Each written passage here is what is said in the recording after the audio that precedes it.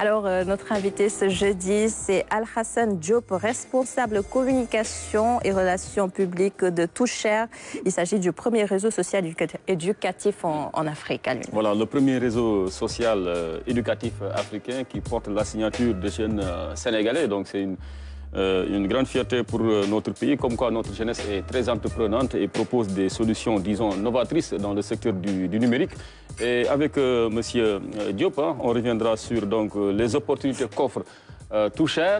Mais d'abord, j'aimerais bien qu'on puisse s'appesantir sur le nom. Pourquoi un tel nom? Pourquoi vous avez décidé de l'appeler ainsi, Toucher, quand on sait quand même c'est une solution, en tout cas, voilà, provenant d'un pays francophone, et pas n'importe lequel, c'est le Sénégal. Et vous avez décidé de choisir l'anglais pour voilà, donner, disons, une âme à votre plateforme. Qu'est-ce qui explique ce choix-là, qui semblerait peut-être banal, mais pas pour moi? Ce choix est révélateur, quelque part, de nos ambitions, qui sont mondiales. À l'ère du numérique, aujourd'hui, notre slogan, c'est « Extend your world ». Il s'agit de rester à Dakar, mais d'être un citoyen du monde grâce au numérique. Et également de pouvoir scruter le champ des possibles. Parce qu'aujourd'hui, l'éducation, à l'ère de l'économie du savoir, l'éducation est incontournable. C'est le président Lincoln qui disait que vous dites que l'éducation coûte cher, essayez l'ignorance. Et le président Mandela de renchérir que l'arme la plus puissante pour changer une société, c'est l'éducation. C'est clair. C'est pour cela donc un visionnaire, M. Abdoulaye Mbengue, qui a longtemps observé les jeunes, s'est rendu compte qu'aujourd'hui, ils passent plus de temps sur les réseaux sociaux à se divertir plutôt qu'à se cultiver ou en tout cas à se livrer à une quête du savoir. Il a compris donc qu'aujourd'hui, pour pouvoir continuer de les intéresser à la quête du savoir, il fallait aller vers la réalité. Et c'est de là est né Toucher, réseau social éducatif. Donc c'est une plateforme hybride qui combine à la fois un réseau social, donc un espace de discussion où les gens peuvent discuter, sympathiser, mais dans le domaine de l'éducation. C'est-à-dire que permettre aux jeunes de continuer donc de s'informer, de se cultiver, de s'éduquer d'une manière on ne peut plus ludique, c'est-à-dire joindre l'utile à l'agréable. C'est un peu ça le concept. À l'anglaise, dans la mesure où aujourd'hui l'anglais c'est la langue du monde quelque part. Et donc, ça traduit un peu, comme je l'ai dit à l'entame de mon propos, nos ambitions mondiales, mais également, dans Toucher, il y a share qui veut dire donc partager. Il y a cet esprit de générosité, de partage du savoir qui est derrière ce concept. Alors, mais derrière, il faudrait que le contenu soit de qualité, pour que cette plateforme-là soit attractive. Alors finalement, qui produit ce contenu? Parce que là également, c'est, je pense, le défi principal à relever, c'est un peu la bataille du contenu pour gagner un membre et tout cela. Alors ça se passe comment? Vous collaborez avec qui? Avec les enseignants? N'importe qui pourrait venir proposer quelque chose? Justement, la particularité de Toucher, c'est de fédérer tout l'écosystème de l'éducation au sein d'une plateforme. Vous êtes enseignant, reconnu. Avec Toucher, vous pouvez ouvrir une classroom et monétiser vos connaissances. Vous êtes contenu qui dépasse un peu le cadre restreint du système LMD d'enseignement. Vous avez une connaissance connue, reconnue dans un domaine bien particulier, la mécanique, le maquillage, etc. Grâce à Toucher, vous pouvez devenir créateur de contenu, formateur, monétiser vos compétences. Vous êtes apprenant. Vous avez envie de suivre des cours de cuisine, vous pouvez vous inscrire sur donc, cette classroom cuisine et à partir de là, suivre des créateurs de contenu sur cela. Vous êtes entreprise, à l'ère de la digitalisation, vous avez besoin de capaciter vos collaborateurs. Grâce à Toucher, vous pouvez donc procéder à un renforcement de capacité. Aujourd'hui, à date, nous avons plus de 6000 contenus disponibles au sein de cette plateforme. À la fois des vidéos, des cours, des quiz, des carousels sous forme de PDF.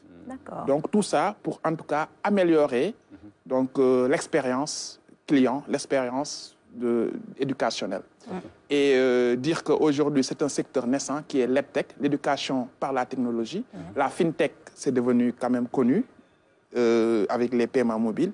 L'EdTech est encore un secteur en balbutiement en Afrique. Toucher, en tant que visionnaire, a voulu donc se positionner comme leader de ce secteur et donc pour quelque part susciter un peu cet intérêt parce que, comme j'ai l'habitude de dire, s'il y a à quelque chose de malheur et bon, s'il y a une bonne chose que la pandémie de Covid-19 nous a apporté, c'est de nous installer de fait dans le temps de la digitalisation. Le monde post-Covid ne sera plus comme le monde pré-Covid.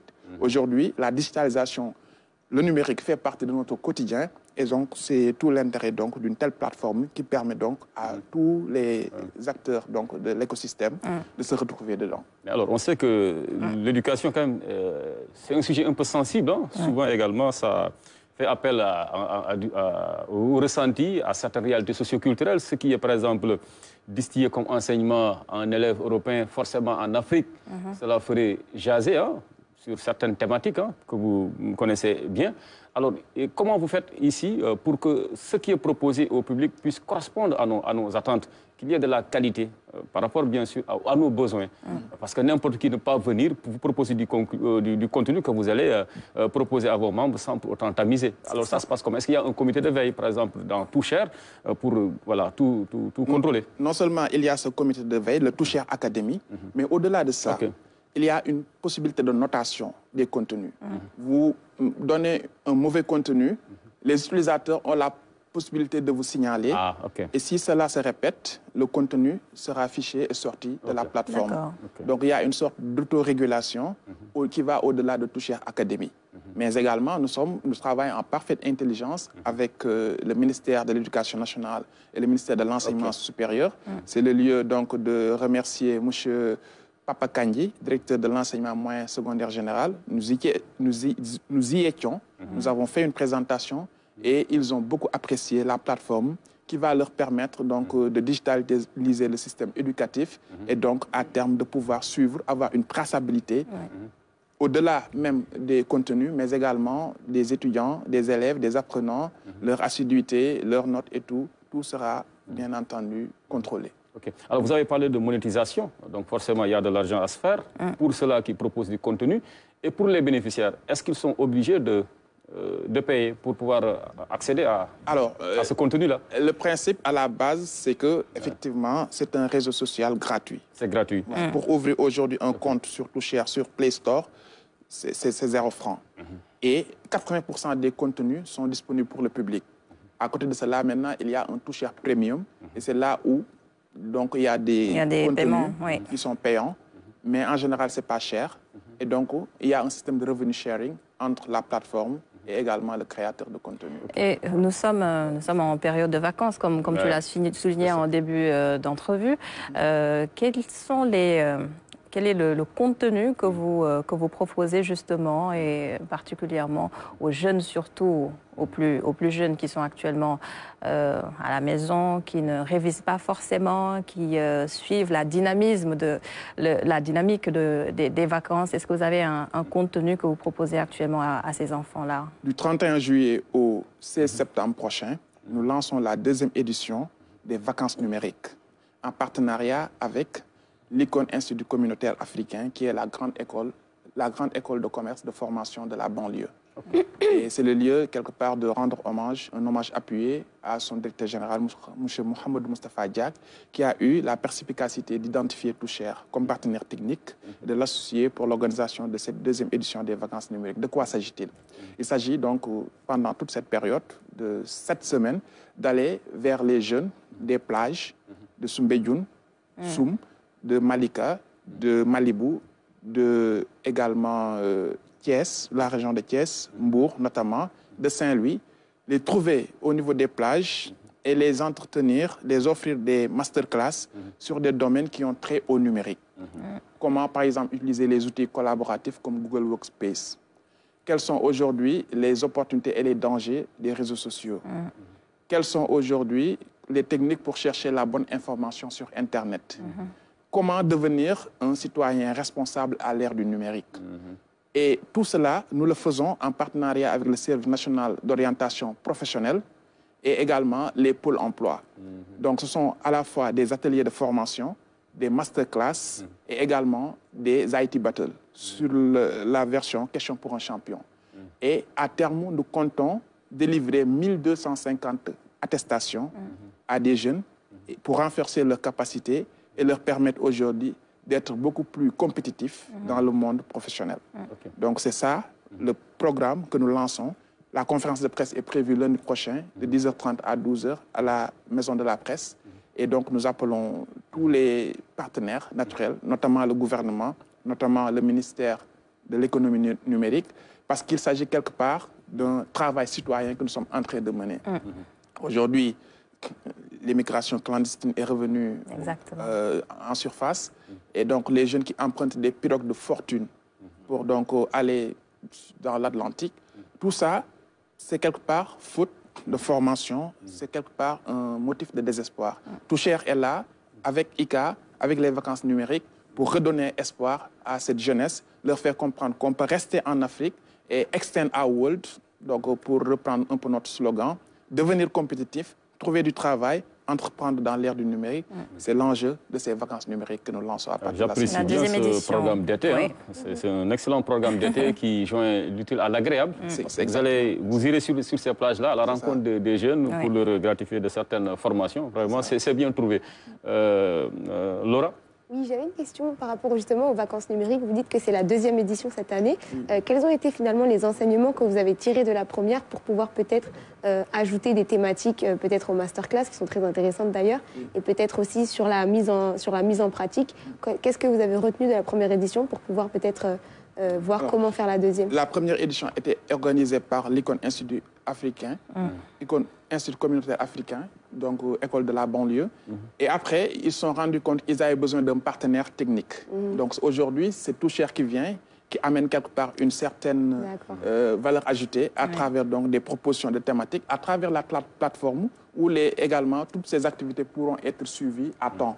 Nous avons donc aménagé l'infrastructure technologique déjà avec nos équipes techniques et également les gens pourront soit le suivre en présentiel ou le suivre également en live.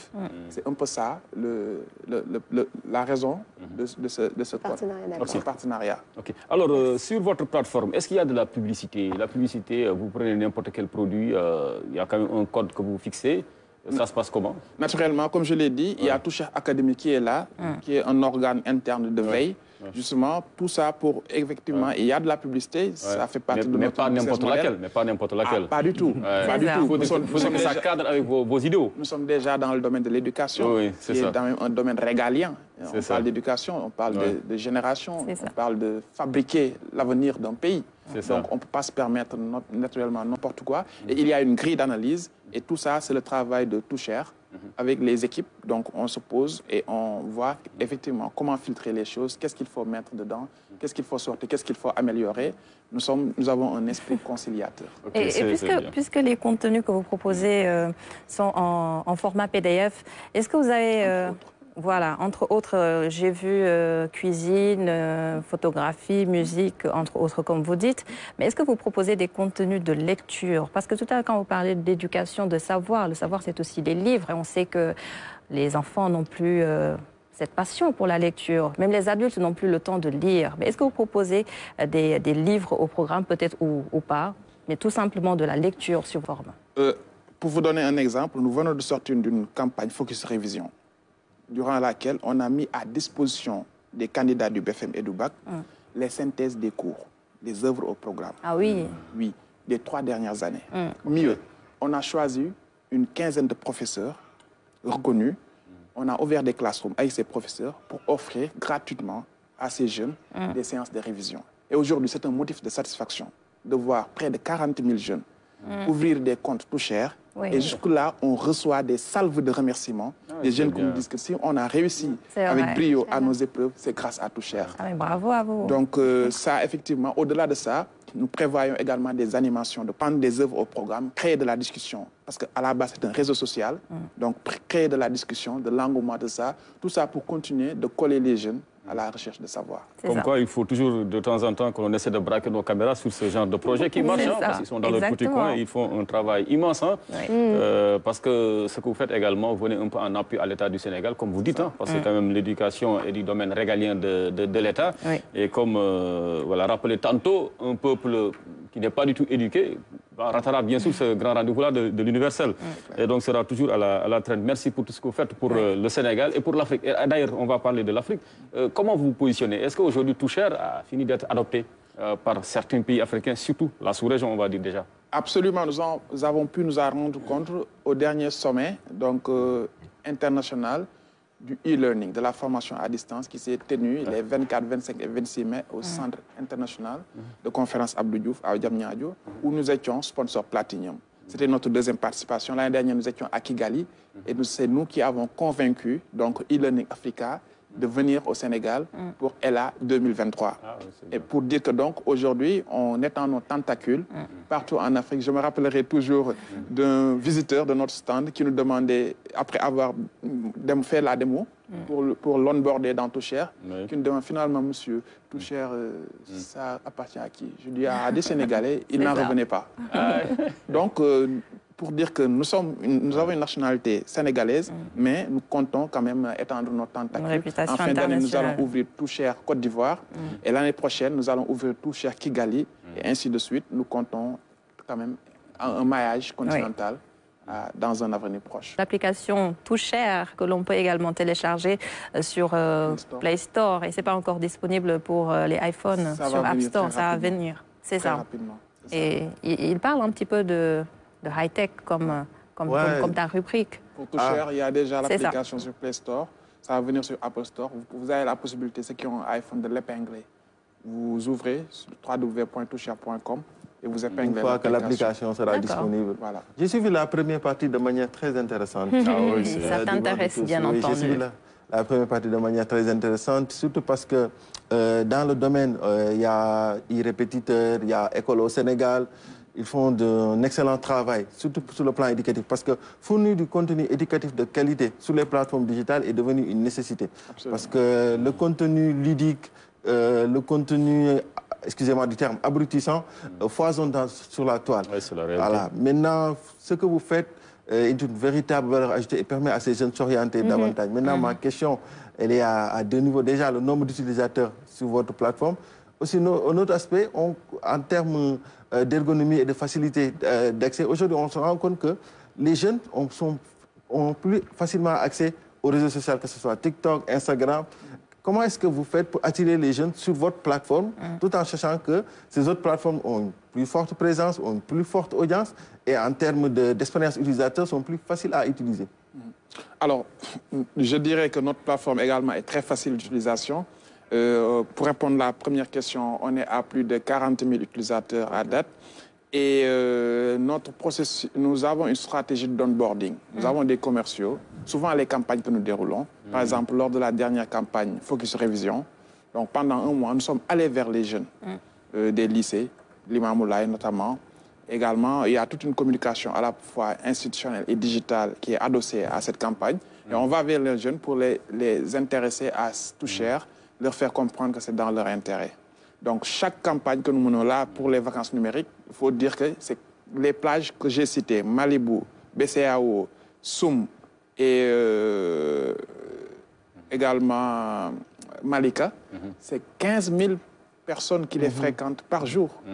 Donc, on a toute une équipe commerciale.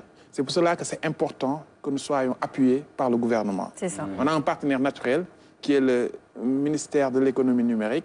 Nous profitons donc de cette tribune pour leur lancer un appel pressant pour leur montrer que nous faisons chemin ensemble, que ce projet également, c'est dans leur intérêt.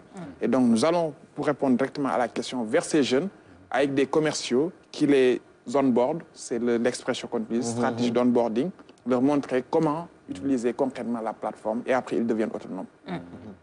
J'ai répondu à la question? Vous avez répondu à la question, effectivement, parce que ce qui est... À la première. À la première, et il a répondu aussi à la deuxième, je pense. Ah, ok. Il a répondu à la deuxième, je pense. En fait, ce qui est important aussi de savoir, c'est qu'aujourd'hui, par rapport aux plateformes digitales, la majeure partie des jeunes sénégalais qui sont là-bas suivent, entre guillemets, ce que Aline Badara n'aime pas, des créateurs de contenu et des influenceurs. Non, pas tous les créateurs de contenu. Ça, comme vous l'avez dit tout à l'heure, le terme là, bon, entre guillemets, abrutissant. Il y en a beaucoup quand même, véritablement. Au lieu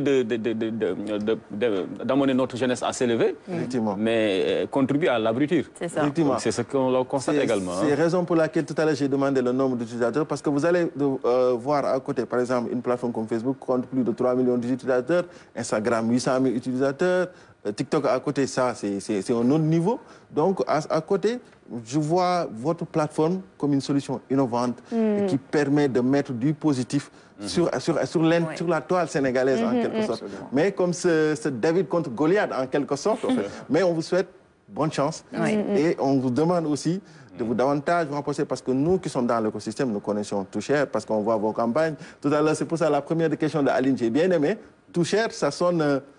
Voilà, ça sonne anglais. Maintenant, il faudra plus, comme il dit, une question d'appropriation par rapport au public local et par rapport aux jeunes qui aimeraient davantage apprendre à travers vos plateformes. Moi, déjà, je suis d'office inscrit avec Laura. C'est la raison pour laquelle, d'ailleurs, il y a aujourd'hui à date 13 langues, dont une dizaine de langues africaines. Sur lesquels on peut suivre des contenus disponibles sur ces langues. C'est tout aussi intéressant. Ça, c'est bien. C'est ça. Donc, on est conscient également de cet esprit d'endogénéité qu'il faut acquérir. Par exemple, en Afrique orientale, ce serait bien que le Swahili soit mis à contribution. C'est déjà dedans. C'est déjà dedans. Vous allez toucher facilement une centaine de millions de... Wolof, Serer, Pulaar. Bon, le Sérère, il peut attendre. Il pouvait attendre. Le Sérère pouvait attendre. Vous aurez peut-être aussi, je pense bien, besoin de tisser un partenariat ou bien des partenariats avec des diffuseurs pour externaliser aussi ce que vous faites sur Toucher, pour toucher un plus large public. Pourquoi pas contracter avec des télévisions locales, des chaînes de... Voilà, pourquoi pas. L'occasion fait le larron, dit-on. Bien, c'est déjà le cas, pas encore? Pas encore. Et justement, vous me mettez la puce à l'oreille. Justement, nous souhaiterions que la télévision nationale, qui est quand même la référence, et l'école qui a su engendrer, en tout cas, beaucoup d'autres organes de presse, nous serions très honorés d'un partenaire comme la RTS, dans le cadre non seulement de ces vacances numériques, mais au-delà des vacances numériques. Après cela, nous allons enchaîner avec une rentrée, une campagne Back to School, pour montrer qu'aux jeunes, fini les vacances, il faut retourner à l'école.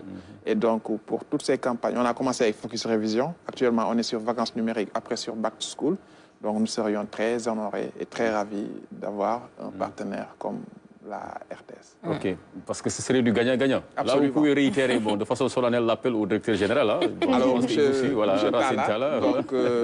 Racine Talla, au nom de Toucher et à mon nom personnel, nous souhaiterions véritablement que la RTS puisse nous accompagner donc, dans le cadre de ces vacances numériques et que nous puissions donc envisager un partenariat durable, gagnant-gagnant, pour l'intérêt de toute cette jeunesse, tant il est vrai que l'école demeure la fabrique de l'avenir de tout un pays. Ça, c'est une Merci demande beaucoup, solennelle. j'espère que l'appel est bien entendu.